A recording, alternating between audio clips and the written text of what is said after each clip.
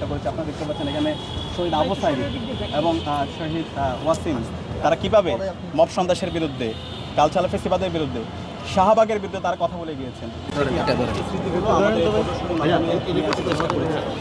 এর পাশাপাশি গত 16 বছরে হাসিনার যে ফেসিবাদ ছিল, হাসিনার যে মাফিয়াতন্ত্র ছিল, সেই ঘটনাগুলো আমরা একদম শুরু থেকে শেষ পর্যন্ত আমরা নিয়ে আসার চেষ্টা করেছি এবং যেন মুক্তিকামী ছাত্র জনতা তারা দেখতে পারে খুনি হাসিনা এবং তার জুলুমশাহী কত বেশি মানুষকে নির্যাতন নিষ্পেষণ করেছে এবং বাংলাদেশের মতো সম্ভাবনাময় আমাদের এই দেশকে কীভাবে তারা নষ্ট করেছে এবং বাংলাদেশের কালচারাল ফেসিস্টরা, মব সন্ত্রাসীরা কীভাবে বিচারিক হত্যাকাণ্ডের মাধ্যমে এই দেশের সম্ভাবনাময় মানুষদেরকে হত্যা করেছে।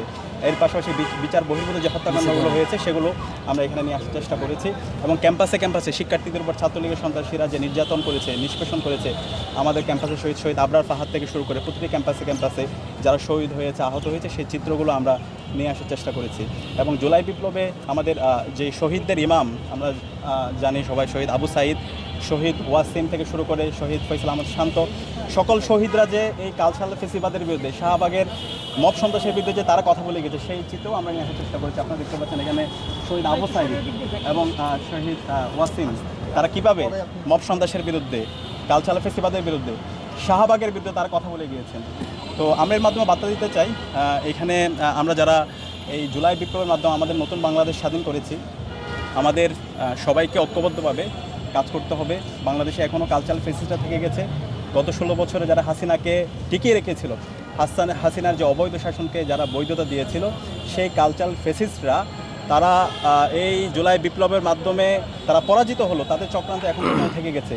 সুতরাং আজকে আমাদের এই প্রদর্শনী থেকে আমাদের অন্যতম বার্তা হচ্ছে, আমাদের এই দেশের স্বাধীনতা, সার্বভৌমত্ব, অখণ্ডতাকে যদি আমরা রক্ষা করতে চাই, শাহবাগের যারা মব সন্ত্রাসী আছে, যারা কালচারাল ফেসিস্ট আছে, যারা হাসিনাবাদী, যারা বয়ান এদেশে বিনির্মাণ করেছিল, তাদেরকে এই দেশ থেকে সমূল উৎপাদন করতে হবে। ঠিক, তাদেরকে যদি আমরা উৎপাদন করতে না পারি, তাদেরকে যদি আমরা দৃষ্টান্তমূলক বিচারের আওতায় নিয়ে আসতে না পারি, তাহলে আলটিমেটলি এরাই আবার আগামীতে বাংলাদেশে ষড়যন্ত্র করবে, আবার বাংলাদেশের ফেসিবাদ খুনি হাসিনাকে এবং দিল্লির যে দাসত্ব, মোদির যেই এজেন্ডা আছে সেগুলো বাংলাদেশে ফিরে আসার জন্য তারা চেষ্টা করবে।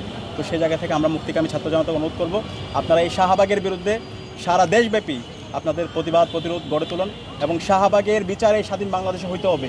বাংলাদেশে যে হাসিনা তার ফেসিবাদ কায়েম করেছে, এটার মূল গোড়াই ছিল ফেসিবাদ, ছিল শাহবাগ। সুতরাং এই শাহবাগকে আমাদের এই বাংলাদেশে শাহবাগের যত পৃষ্ঠপোষক আছে, যত উপাদান আছে, সবাইকে এই স্বাধীন বাংলাদেশে বিচারের আওতায় নিয়ে আসতে হবে। এটা আমাদের শহীদদের দাবি, এটা শহীদ আবু সাঈদের দাবি, এটা শহীদ ওয়াসিমের দাবি।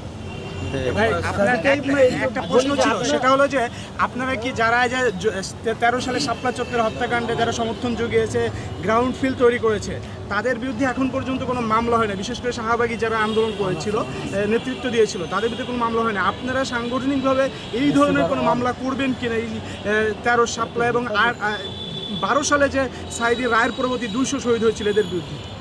দেখেন, আমাদের 13, 14, 15 সালে অনেক বড় বড় আন্দোলন হয়েছে। এর মধ্যে গুরুত্বপূর্ণ ছিল আল্লামা দেলাওয়ার হোসেন সাঈদী রায় পরবর্তী 2013 সালের 28 ফেব্রুয়ারি 200-এর অধিক আমাদের ভাই বোন শহীদ হয়েছিল।